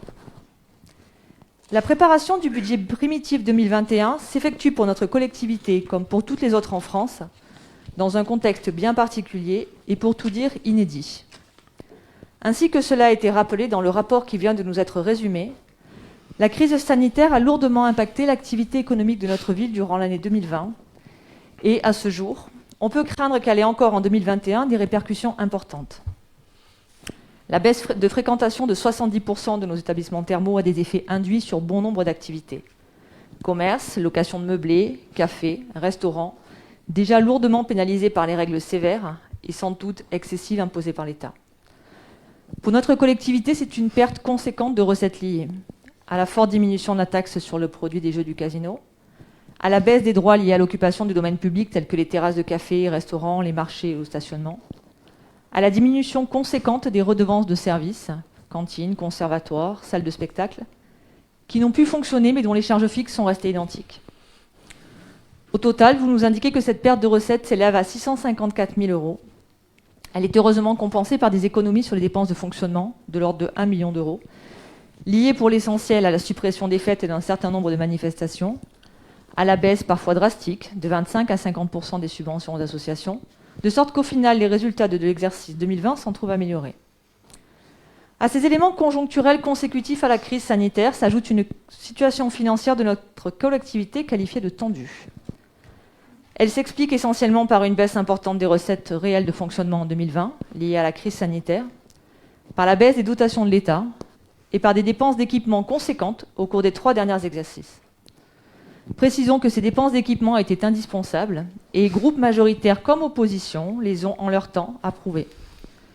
Pour citer les principales, rappelons-les, le lancement de la reconstruction des Halles, la construction des tribunes du stade Maurice Boyau, la poursuite des travaux d'aménagement extérieur du quartier de Cuyès, les travaux de rénovation des écoles, la réfaction des voiries principales de la ville, la participation à la construction du centre nautique Aquae. Un des indicateurs majeurs de la situation financière de la ville est celui de l'évolution de l'épargne, vous en avez parlé. Ainsi que cela a été indiqué dans le rapport du débat d'orientation budgétaire, après une période de stabilité de l'épargne proche de 4 millions en 2015, 2016, 2017 et 2018, l'épargne brute a connu en 2019 puis en 2020 une forte chute et s'établit en fin d'exercice à 2,2 millions d'euros. Il y a une partie certainement qui doit être incombée au transfert de la Régie des eaux et à la CHGD. Ce ratio dégradé est évidemment à prendre en compte dans ce DOB et à améliorer pour la préparation des budgets 2021 et suivants. Un second indicateur important est celui de l'encours de dette et du ratio de désendettement. Bien que l'encours de dette soit quasiment identique depuis 6 ans et bien qu'il ait été maintenu en deçà de 50 millions tout au long de ces dernières années, le ratio de désendettement se trouve très dégradé en raison de la forte baisse de l'épargne et consécutivement au reversement en grand axe d'une partie des résultats de clôture des budgets eau potable et assainissement à hauteur de 1,5 million. Le retour à un ratio plus conforme aux normes admises, inférieur à 12 ans, est une priorité pour les budgets 2021 et suivants. Concernant l'analyse de la dette du budget principal, il nous paraît utile de noter que la part des taux fixes représente aujourd'hui 85,5% de l'encours contre 82% en 2019, alors que les taux variables ne représentent que 8,4%. À noter aussi que les produits structurés ne représentent plus que 6,2% de l'encours et que l'exposition au risque de l'encours de la ville a été considérablement réduite en 2019. Globalement, on peut donc observer et se féliciter que l'encours de la dette de la ville soit aujourd'hui totalement sécurisé. Dans ce contexte, tout en prenant l'impact de la crise sanitaire qui malheureusement se poursuit, il est nécessaire dès cette année 2021 d'améliorer l'épargne et la capacité d'autofinancement, d'amorcer pour les années à venir la baisse de l'encours de la dette et ainsi retrouver de meilleurs équilibres et ratios budgétaires. Plusieurs axes peuvent, selon nous, être envisagés. Au niveau des opérations lourdes d'investissement, nous pouvons considérer que les dépenses inhérentes aux équipements structurants, indispensables à la vie de nos concitoyens et à la dynamique économique, ont été réalisées ou sont en cours de finalisation. Crèches, EHPAD, espaces sportifs, halles. La priorité doit maintenant être donnée à l'achèvement du chantier des halles et aux travaux d'entretien nécessaires au quotidien des Dacois. Voirie, trottoirs en relation avec la communauté d'agglomération du Grand Axe, aménagement du quartier de Cuyès, équipements sportifs et écoles. Au niveau du fonctionnement, la masse salariale, du fait des départs et des transferts, est passée de 18 millions en 2014 à 16 millions en 2016 et est stabilisée à ce niveau depuis 4 ans. Sauf à diminuer la qualité du service dû aux Dacois, il paraît difficile de réduire les effectifs actuels. Par contre, l'examen de la pyramide des âges fait apparaître un nombre important de départs à la retraite à partir de 2023, ce qui peut l'espérer à court terme, des économies au niveau de la masse salariale. Une politique active de gestion du patrimoine pouvant dégager des ressources nouvelles, nous ne pouvons pas nous opposer à cette piste que vous évoquez dans le DOB, mais uniquement s'il s'agit de la vente de biens ne présentant pas ou ne présentant plus d'intérêt pour la collectivité et nos concitoyens. Nous serons donc vigilants sur la nature des ventes envisagées. Cela étant, nous relevons les choix contestables dans les décisions que vous avez prises jusqu'à présent. Les suppressions du Festival de la photo, de la fête du jeu, du Forum des associations, suppression travestie sous un pseudo-regroupement auberges éphémères. Les menaces qui pèsent sur les activités et les emplois du centre social, du studio de répétition Up Your Sound, la révision totale du projet du skatepark. Pour tout dire, après l'abandon du projet de médiathèque, ces remises en cause d'équipements ou d'activités sociales, culturelles et sportives ou en direction de la jeunesse nous inquiètent. Enfin, dans ce volet fonctionnement et dans cette nécessaire recherche d'économie, nous regrettons le paradoxe entre votre discours à répétition relatif à la situation financière de la ville et vos actes. Les augmentations des indemnités en début de mandat, les augmentations de la masse salariale des membres de la direction générale et du cabinet, le recours à un cabinet extérieur pour l'opération dite DAC 2035, certes, sur lequel l'ACDC cofinancera, qui ne présentait aucun caractère d'urgence et de priorité. L'explosion des dépenses de communication, par exemple les opérations bons d'achat de Noël ou DAX 2035, dont le caractère électoraliste n'échappe à personne, mais pose un problème moral et de cohérence en cette période de crise et de difficultés financières, aussi bien pour la ville que pour de nombreuses familles. Nous ne pouvons que vous inviter à la sobriété, à la rigueur, qui ont aussi valeur d'exemple. Un dernier bref commentaire sur 2 budgets annexes. S'agissant du budget des fêtes, après l'annulation de l'édition de la Feria 2020 en raison de la crise Covid, les plus grandes incertitudes planent sur l'édition 2021, votre adjoint l'a dit tout à l'heure. Dans l'hypothèse espérée où elle pourrait avoir lieu, ou dans l'hypothèse où seuls des spectacles courts pourraient être organisés, il est évident que la rigueur budgétaire s'imposera aussi pour ceux qui sont en charge d'organiser les différentes manifestations, afin de ne pas mettre à contribution le budget principal. S'agissant du budget des activités thermales, eau thermale et boue, les déficits constatés en 2020, aussi bien au niveau de l'eau thermale que de la boue thermale, pour un total global de moins 1 million d'euros, en raison là aussi de la crise sanitaire, interrogent sur l'avenir, même si les résultats cumulés des activités thermales de ces dernières années permettent de conserver en 2021 des bilans positifs et de maintenir un bon niveau d'investissement. Voilà, monsieur le maire et chers collègues, les commentaires que le groupe d'opposition souhaitait faire dans le cadre de ce débat d'orientation budgétaire. Je vous remercie. Bien, je vous remercie. Et je vais vous avouer que j'admire le calme avec lequel, alors que vous êtes redevable de la situation dont nous héritons, le calme avec lequel vous déroulez tout un tas de conseils, de mises en garde et de préceptes qui devraient nous aiguiller pour assumer la gestion de cette ville. Permettez-moi de prendre les conseils plutôt de personnes qui ont réussi à, par leur gestion, amener leur collectivité à avoir une épargne brute et nette suffisante pour financer les futurs investissements, qui ont permis d'avoir une gestion de l'investissement qui a permis de garder en état les bâtiments communaux, parce que vous citez des investissements qui ont certes été menés au cours de ce mandat. Il y a eu des réalisations de bâtiments ou d'équipements neufs, mais en parallèle, la situation que nous trouvons, c'est un état déplorable sur tout un point du patrimoine immobilier de la ville, un patrimoine qui sert à accueillir des missions pour les administrés de la ville de Dax. Et c'est bien là le problème. Alors oui, nous avons entamé des procédures qui visent à gagner de l'efficacité dans le fonctionnement. Vous citiez les charges de la direction générale qui auraient explosé. Non.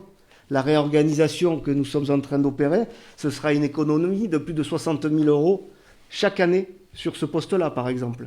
Oui, nous avons entamé une stratégie foncière parce qu'on constate aujourd'hui que le fonctionnement de tout un tas de bâtiments est aujourd'hui inutile pour la collectivité et pour son fonctionnement.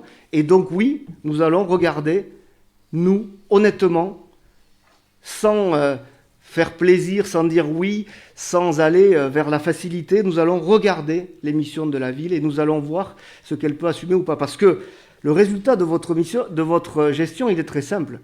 C'est que les dépenses ont augmenté de manière beaucoup plus rapide que les recettes. C'est de la gestion, c'est du bon sens et c'est vraiment la situation vers laquelle nous ne voulons pas aller. Alors les détails des décisions, elles seront bien sûr donnés lors du vote du budget. Mais vraiment, avant de nous donner des conseils, avant de donner des orientations et surtout avant de dire que tout ce que vous avez fait dans les 2 mandats précédents était parfait, prenez en compte la réalité, regardez les chiffres qui ont été donnés par l'audit financier. D'ailleurs, s'ils ne vous suffisent pas, sachez que la Chambre régionale des comptes est actuellement en train de réaliser un audit sur la gestion des finances de la ville et donc nous donnera ces résultats là aussi. Regardez en face ces éléments-là et permettez-nous effectivement de prendre les décisions qui permettront de redonner des marges de manœuvre à cette collectivité pour accomplir les projets structurants pour lesquels les Dacois nous ont élus. Et puisque vous parliez des dépenses de fonctionnement sur le personnel en termes de communication, sachez qu'elles ne sont pas en explosion comme vous le disiez et que les chiffres qui figureront dans les différents comptes administratifs et budgets vous le confirmeront. Donc il ne faut pas aller là non plus sur la caricature. Y a-t-il d'autres interventions sur ce débat d'orientation budgétaire? Il n'y en a pas. Alors on nous demande par le vote de prendre acte que ce débat a eu lieu. Donc qui est pour prendre acte? Qui est contre? Qui s'abstient? Nous avons donc pris acte à l'unanimité. Le point suivant concerne la création de jardins partagés et c'est Martine Héridia qui va nous présenter cette délibération. Merci, Monsieur le maire. Un sujet plus léger, s'il en était besoin. Donc, je vous rappelle, un jardin partagé, c'est un jardin conçu, construit et cultivé collectivement par les habitants d'un quartier. Il répond aux attentes et aux besoins des habitants d'un lieu. Ensemble, les habitants gèrent le jardin au quotidien et prennent les décisions importantes collectivement. En ce sens, chaque projet est unique par son aménagement et son fonctionnement. Je vous rappelais cette définition pour éviter tout amalgame avec un dispositif existant des jardins solidaires ou jardins ouvriers. Donc, ils ont pour seul point commun de mettre à disposition des demandeurs un espace public. Mais au-delà de ça, ils ont des fonctionnements et des objectifs très différents.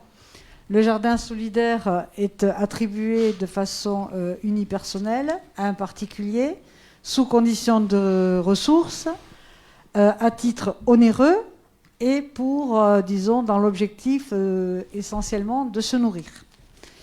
Les jardins partagés, eux, s'adressent à des groupes de personnes volontaires. Nous le verrons plus loin, à titre gratuit et dans l'objectif essentiellement de se retrouver, des objectifs de convivialité, de partage et des valeurs de solidarité. Voilà. Donc, ce dispositif est important pour aussi l'obtention de la 4e fleur et donc un vecteur d'attractivité important pour cette ville. Il est même parfaitement nécessaire pour aboutir à ce label, entre guillemets. Voilà. Donc, vous avez pu voir au travers de la convention et de la charte qui ont été annexées à cette délibération que ce dispositif est très encadré, bien évidemment. Voilà. Il fera l'objet de l'avis de service, celui des espaces verts, effectivement. Et donc, je vous rappelle aussi un point essentiel, puisque nous devons délibérer dessus, à savoir que ces mises à disposition se font gratuitement. Est-ce que vous avez des questions ? Non, pas de questions. Pas de questions.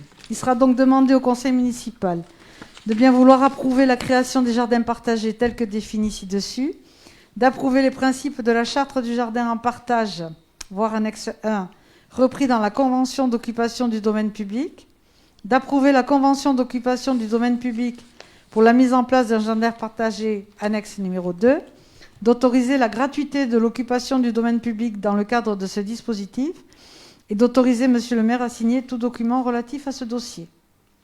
Merci. Je mets aux voix qui est pour, qui est contre, qui s'abstient. Voté à l'unanimité, pardon. Donc, je vous l'ai dit en introduction, le point numéro 22 est remis à plus tard. Nous passons donc au point numéro 23 avec la résiliation du bail amphithéotique en date du 30 décembre 1975. Conclu avec l'Association régionale de formation professionnelle des industries du bois. Et je laisse la parole à Monsieur Arras. Oui, bonsoir mes chers collègues. Vous me permettrez, Monsieur le maire, de déjà féliciter notre ami Julien Rollo pour tout le travail qu'il fait en tant que conseiller municipal délégué au logement. Et il est pleinement investi dans sa mission et il est très efficace. Vous annoncez 2 bonnes nouvelles déjà. La première, c'est que nous avons XL Habitat qui a déposé le projet de réhabilitation du parc de Mantes. Donc l'opération va être examinée par les services de l'urbanisme. Ensuite, la deuxième bonne nouvelle qui nous est intervenue hier, c'est que dans le cadre du plan de relance, les logements de Lynx-Sémaillet seront intégrés au plan de relance, et ce qui permettra de boucler ce financement qui posait beaucoup de soucis à XL Habitat. Si vous le permettez aussi, je ferai un petit point sur la question du patrimoine municipal. Nous avons engagé une véritable stratégie sur le patrimoine municipal en mettant en place un comité de pilotage interne pour examiner l'ensemble du patrimoine, que ce soit le patrimoine immobilier ou le patrimoine foncier, pour voir l'utilité qu'il a pour le service public, pour voir son état, combien il coûte en termes de fonctionnement. Et nous allons mettre en place une stratégie de rationalisation, voir ce qui nous est évidemment indispensable pour l'ensemble des services publics. Nous allons voir aussi ce qui peut être aussi utile pour faire des projets bénéfiques pour la ville et qui peuvent être portés par des porteurs privés. Et si vous me permettez, Monsieur le maire, nous sommes un peu dans la cohérence de ce que nous avions dit à la fin du mandat précédent. Si on peut relire les procès-verbaux de 2018-2019, nos interventions à la fois sur le débat d'orientation budgétaire, sur le budget lui-même, sur le compte administratif. Je veux dire, nos interventions, elles sont dans la continuité. On n'est pas en contradiction. On n'a pas découvert l'état catastrophique des finances le 15 mars après l'annonce des résultats. On l'a dénoncé. On a dénoncé qu'on allait dans le mur. On a dénoncé qu'on avait un patrimoine en ruine. On avait aussi insisté sur le fait que nous n'aurions pas les moyens financiers de faire une médiathèque à 12 millions d'euros. Tout ça, tous ces éléments-là, nous les avons dit, nous les avons explicités. Ce n'est pas quelque chose que tout d'un coup, on aurait découvert après la victoire. Et si vous me le permettez, moi je voudrais... c'est mon côté un peu historien et je m'en excuse par avance, mais rappeler quand même quelques éléments, quelques chiffres En 2010, la dette de cette ville, elle était à 37 millions d'euros. Aujourd'hui, elle est à 50 millions d'euros. C'est-à-dire nous avons pris 13 millions d'euros. Il y a pour au moins, si ma collègue Mylène Hello pourra le confirmer, 15 millions d'euros de patrimoine qui a été vendu. 16 millions d'euros de patrimoine qui a été vendu. Nous avons une augmentation de plus de 30% de la taxe d'habitation. Nous avons une augmentation de plus de 30% de la taxe foncière. Et nous avons vécu pendant 12 ans une stratégie frénétique d'investissement au coup par coup. Et j'en viens à cet élément important. Si vous avez lancé une étude urbaine, c'est justement pour que l'on puisse avoir une vision d'ensemble, pour savoir ce qu'il faut faire d'ici 2035. Quelles sont les priorités? Quels sont les axes importants? Et on le fait pas simplement dans une espèce d'exercice solitaire du pouvoir, on le fait en consultant au maximum les gens de cette ville, les citoyens, les décideurs, les associations, etc. etc. Et si vous me permettez un dernier point, il y a une autre commune qui a basculé au Parti socialiste en 2008, qui est sur la même strate que Dax, c'est Rodez. Commune endettée. Vous prenez l'exemple de Rodez, il y a eu le débat budgétaire récemment, vous écouterez son maire. La commune s'est désendettée en 12 ans. Elle a un record d'investissement dans les villes moyennes. Elle baisse les impôts. Voilà. Et jamais la commune a été aussi bien financièrement. Et pourtant, elle a hérité en 2008 d'une situation compliquée. Donc, je vais commencer la délibération de ce soir. Excusez-moi, monsieur le maire. Parce que c'était l'objet. Voilà, on est bien d'accord. Donc là, pour le coup, j'ai l'impression, sauf erreur, omission de ma part, que monsieur Arras se permet une longue digression qui n'est pas en lien avec le... S'il vous plaît. D'accord. On pourra en faire la prochaine fois, je suis ravi de l'apprendre. S'il vous plaît, Madame Verdière-Bargaoui, vous avez un problème avec le règlement intérieur, je sais. Vous demandez la parole. Vous demandez la parole. Vous demandez la parole, vous savez que très souvent, alors même que je ne devrais pas, je vous la donne. Donc s'il vous plaît, respectez au moins ça. Monsieur Arras, si vous voulez bien moi poursuivre, je constate ce soir qu'à Dax, la gauche, ce n'est pas la démocratie et ce n'est pas la liberté d'expression. Voilà. Écoutez, monsieur... Allez, Alexis. Donc, revenons à notre bail. Résiliation du bail amphithéotique en date du 30 décembre 1975, conclu avec l'Association régionale de formation des industries du bois. Il s'agit d'un bail amphithéotique qui a été réalisé entre l'Association régionale de formation des industries du bois et la ville pour l'occupation et l'utilisation donc, du centre régional du bois situé sur la commune de CRS. Vous savez qu'il y a 2 ou 3 ans, ces activités ont été transférées sur le site de Morsins. Et donc cette association n'a plus l'utilité d'utiliser ces locaux. Et donc elle nous demande tout simplement la résiliation de ce bail. Donc ça fait à peu près 4 hectares qui sont situés sur la commune de CRS. Donc il est demandé au conseil municipal d'approuver la résiliation par anticipation et d'un commun accord du bail amphithéotique en date du 30 décembre 1975, conclu avec l'association régionale de formation professionnelle des industries du bois, sans indemnité, d'autoriser monsieur le maire à signer l'acte correspondant qui sera reçu par maître Guémard, notaire à Dax, ainsi que tout document se rapportant à ce dossier. Merci. Y a-t-il des questions? Monsieur Loumet. Merci. Je vais essayer d'être aussi léger que madame Méridia, même si, permettez-moi de m'étonner que ce soit monsieur Arras qui mène le DOB ce soir. Monsieur le maire, mesdames et messieurs les élus, il nous est ce soir annoncé l'officialisation prochaine de la résiliation d'un commun accord du bail amphithéotique liant la ville de Dax et l'association régionale de formation professionnelle des industries du bois, dont acte. Si le départ du centre de formation des apprentis est effectif, les locaux hébergent encore sur une surface sécurisée de 3 à 400 mètres carrés environ une collection d'objets de ferronnerie rares appartenant à l'association des musées vivants de la forge et de l'outil, présidée par M. Guy Pendanx. Cette occupation aurait été officialisée à l'époque par une convention entre le centre de formation et l'association de M. Pendanx. Pour celles et ceux qui ne le connaissent pas, Guy Pendanx est un maître ferronnier, meilleur ouvrier de France, président du groupement landais des meilleurs ouvriers de France, ayant réalisé des œuvres célèbres comme la statue d'Arrigade du rond-point de l'Estier à Narros, et qui compte dans son carnet d'adresses ou de clients références de grands noms. Citons les chefs étoilés Guérard ou Dutournier, l'académicien Maurice Druon, mais aussi François Mitterrand ou Nicolas Sarkozy. Il dispose dans sa collection de nombreuses pépites, dont plusieurs pièces rares de Raymond Sub, artiste décorateur en ferronnerie, qui est une référence mondiale en la matière. Guy Pendanx poursuit son projet d'association des musées vivants de la forge et de l'outil, qui, au-delà de l'aspect muséographique, prévoit d'accueillir une formation meilleur ouvrier de France en métallerie et coutellerie, mais aussi des interventions d'artisans d'art réalisant des performances in situ, de sculptures contemporaines. Suite à cette résiliation, M. Pendanx, qui souhaite rester sur le territoire, va devoir chercher un nouveau lieu d'accueil. Ma question est donc double. Pensez-vous pouvoir proposer une solution de reclassement à l'association de M. Pendanx? Et deux, que compte faire la ville de Dax de ce site? Excusez-moi, mais là, je ne peux pas m'empêcher. Je trouve fabuleux, mais vraiment extraordinaire que vous posiez cette question. On est là dans l'exemple même de la situation que la majorité précédente n'a pas gérée. Monsieur Pendanx est dans ses locaux, sans statut juridique, sans même la possibilité d'assurer son matériel, bref, sans que rien n'ait été cadré, et on attend de voir ce qui peut se passer. Alors que ce soit vous qui posiez cette question, permettez-moi de vous dire que c'est assez fort de café. Alors oui, il y a une situation qui n'est pas normale, et oui, il faut que nous la résolvions.